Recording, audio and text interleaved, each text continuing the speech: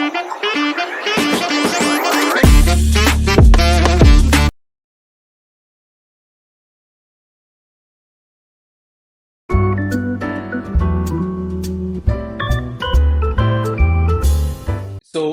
I mean, it's good to have a look, like, what's the process of getting an on-campus job?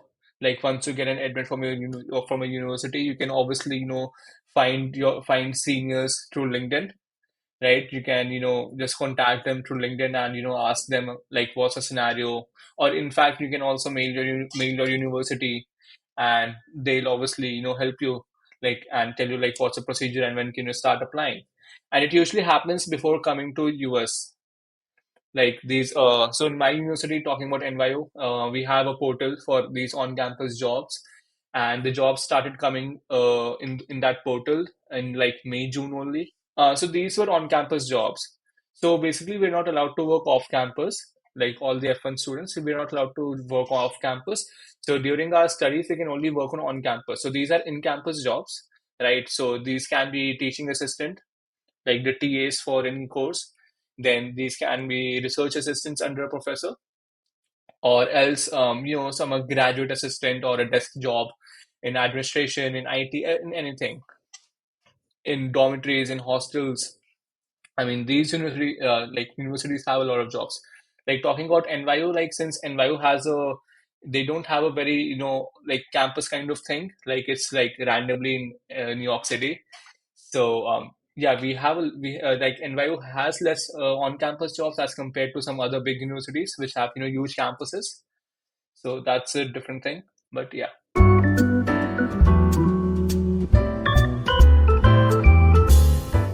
So once we get an admit from a university, we have to show them proof of funds, and after that they would provide us the I-20 document, right? And after getting the I-20, then we can start with the visa related stuff. So for me, so it was clear, like I'll get a loan from a bank, and I took a loan. So I took a student loan, and that's like I funded my education from that only, student loan only. So I showed my loan letter, like the student loan letter, to the university, and like since it was more than enough, so they sent me the I-20 based on that only. So yeah, so my loan covered all of my tuition fees for 2 years and the insurance amount. And also like in the I-20, they also give a kind of a rough estimate of, your living expenses as well for 9 months. So basically you need to show proof of, 9 months for the 9 months of living as well.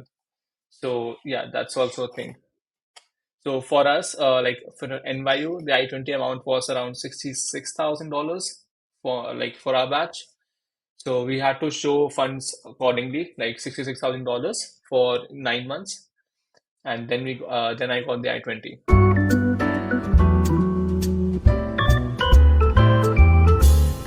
So for accommodation, it obviously depends on places to places. So, but since I like my college was in New York City, so I got accommodation easily, and I didn't have to start very early. But I've seen my friends going to other big cities, going to other places, so they had to start looking for accommodation as soon as they got their admits. But for me, it's like I finalized in June, July, and mostly in July. So that depends place to place. So what happens is like once you get the admits right, so universities they have a kind of an event in India as well. Like all these big universities, they have an meetup events in India. So I would suggest I would suggest other people to go there and get to know other people who are going to the same university, and get their contacts and try to find roommates first. Just have 3 4 people that you want to live with, and then once you have the people, then you can start looking for houses. So obviously there are websites. There is this Zillow which you can use to find houses, but then it's not really helpful if you don't have a person in US, because they don't accept Indian phone numbers and all. It's very tough. And then you can contact your seniors as well, right? You can contact them, and you can just ask them if they can go and verify the listing. Because what happens is like if you're in India, right, and you're in contact with a broker, and he tells you, okay, this is a place, but you don't have any method to verify it. So that's why you can ask a senior for help. As you get admits, right? So all these WhatsApp groups, they get made up. Like we had a meeting in Zoom, like where all of the NYU admit students were there, and from there only the WhatsApp groups were created. So just talk in the groups, be active.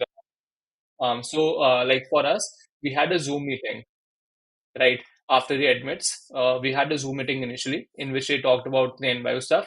And in the Zoom meeting chat, the WhatsApp groups were created. And then, in these WhatsApp groups are really helpful. Like for me, I got my accommodation through the WhatsApp groups only. So like there were two seniors already living here. They were seniors. They were already, in NYU, and they wanted two roommates. So I contacted them, and I came in and I shifted with them. So it was like easy for me because since they were already living here, they knew stuff, and obviously they had everything settled up. So it was not very chaotic for me. Or otherwise, when you come in and you have to buy everything, you have to buy the matrix, you have to buy every stuff. That's a little chaotic and that's really hectic.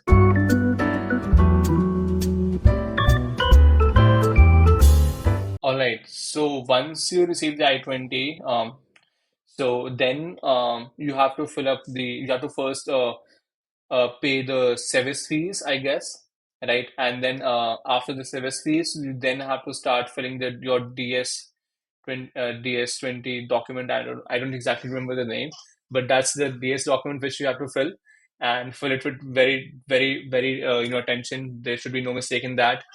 And then once you fill that, then you can just log into their USCIS website, and you can book a slot if it's available.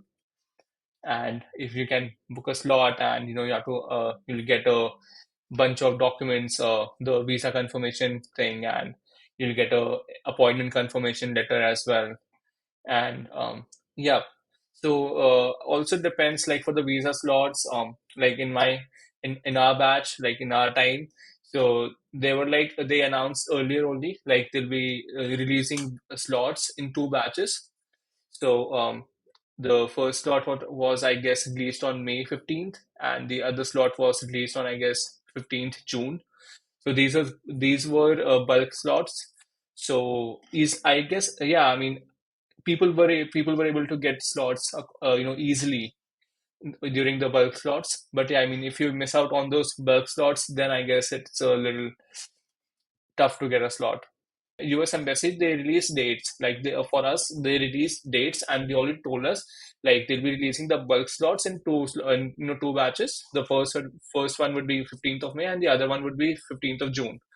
So yeah, I mean, you have to be attentive during that time, and not only on 15th, be attentive from a week only. Like, I mean, it's not for sure they will release slots on 15th only. They can do it earlier or a day later as well. So yeah, you have to be attentive of that. I mean, and since these WhatsApp groups, they were really helpful. So whenever the slots were released, so people were getting a text that okay, the slots have been released, so you can log in, and you can book a slots. And also there's another thing, there's a rate limit.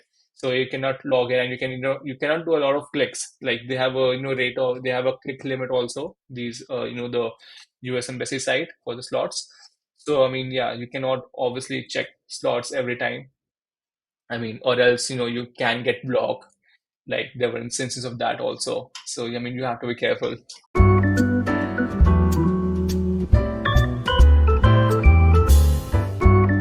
So, so for me, I took, as I said earlier, I took virtual live classes from Jamboree for GRE, and so I started my classes in February, and I like the classes were for like 2 3 months for both the quant and the verbal, and then after that it was mostly self practice. So and so my classes with Jamboree, they gave me books, and they also gave me access to their portal, online portal. So their online portal had a lot of questions to practice. It had a lot of tests. It had sectional wise tests, a test for each section, and also a full length test also. So And my advice to people would be like, give yourself 6 months. I mean, you can do well, you can prepare well for GRE in 6 months. And then after that, once, you are getting good scores in mock exams, you can, I mean, obviously schedule your test and you can appear for it. So, other advice I would give is like, give a lot of mock exams. I mean, for the best way to, succeed in GRE is like you have to solve questions in quant, in verbal. You have to solve questions, you have to get the practice of it. Because, I mean, the questions are kind of easy for quant, and but then time management is also important. So that's why, you need to solve a lot of questions. So, and take a test series or anything from Jamboree, or there's Princeton Review, I guess, another one.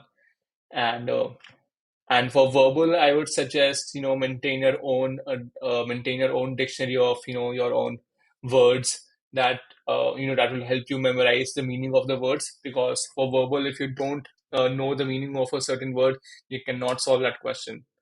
So, it's always helpful to, maintain your own set of dictionary.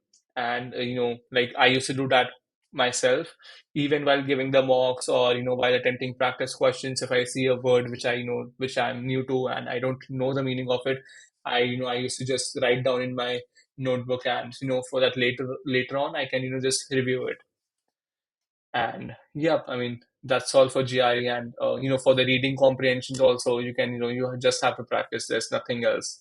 Talking about exams, so yeah, talking about TOEFL again, I missed out on that. So TOEFL is not very tough to prepare. You can, like, I prepared for TOEFL solely based on on my own only. And there's a YouTube channel for that, Noteful.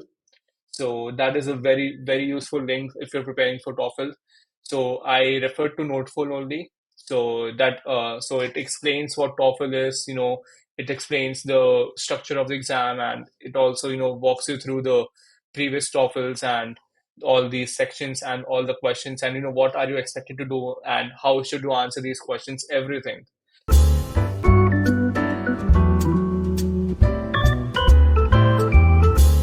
Yeah, so final tips would be, I mean, you have to be sure that, you want to do masters. Because it's like you have to give those 2 years for a master's only. You can hardly go back to India once or twice. And it's like a lot of stuff going on here. Because once you come here, you'll have classes, you'll have a lot of assignments, and then simultaneously you have to apply for jobs, you have to look for internships, and also the on-campus jobs. If you have, once you get the on-campus jobs, so obviously that also takes time. So, I mean, yeah, I would suggest, just, make up your mind, be really sure that, if you want to do a master's or not, and then accordingly, make a decision. Because it's like, yeah, I mean, it's a lot of work here. So before coming to US for a master's, I would advise the people to, just update their LinkedIn. Because LinkedIn is again very helpful in US to, find job opportunities. So it will be really good for them, if they're active, not active, but yeah, I mean, if they, complete their LinkedIn profile and have it updated, they have their projects and everything updated on that. So that's also a good thing.